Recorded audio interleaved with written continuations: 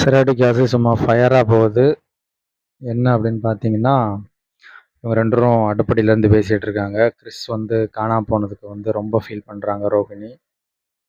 அதுக்கு வந்து இதுக்கெல்லாம் காரணம் நான் தான் அப்படிங்கிறாங்க. சொன்னாலும் சொல்லலாம் நீ தான் காரணம் அப்படின்னு பதிலுக்கு வந்து மீனா பேசுகிறாங்க.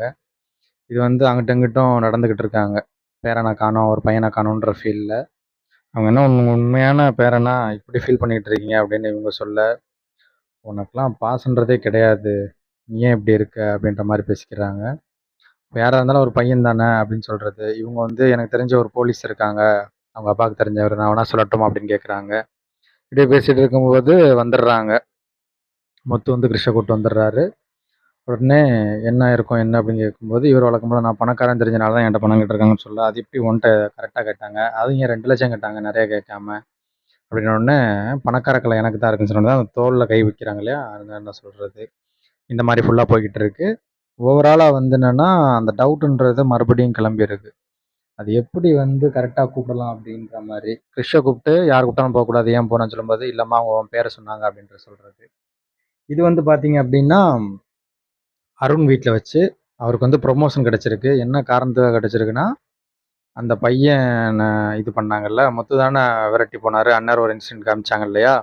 ஸோ இவர் காமிச்சு அது மூலியமா வந்தது. வீட்டுக்கே போலீஸ் வந்துடுறாங்க. ஆனா போலீஸ பார்த்தோனே பதட்டமா தான் இருந்தாப்புல அருண். பட் வந்து இந்த மாரி ப்ரொமோஷன் தான் அப்படின்னு சொன்னோனே, அதுல வந்து அவரு ஹாப்பி ஆயிட்டாரு. அப்ப வந்து டிராஃபிக்ல இருந்து மெயின் ஸ்டேஷனுக்கு வந்து மாற்றி வேற எக்ஸாமு மற்ற ப்ரொசீஜர் அதை ஃபுல்லாக மாற்றுற மாதிரி இதை ஃபோன் போட்டு மீனாவோட தம்பி வந்து மீனா அவங்ககிட்ட சொல்கிற மாதிரி இருக்கு. இந்த மாதிரி அருண் மாமாவுக்கு வந்து இது பதவி உயர்வு கிடைச்சிருக்கு அப்படின்ட்டு. இதை வந்து இங்கேயும் ஃபோன் போட்டு சொல்கிறாங்க. ஆனால் முத்து லைட்டாக வருத்தமாக தான் இருக்காரு. ஏன்னா அவர் மெயின் காரணம் அவர் பேர் வரல அப்படின்றது. இங்கே வழக்கம் போல் உள்ளே போயிட்டு ரொம்ப நன்றி சொல்கிறாங்க.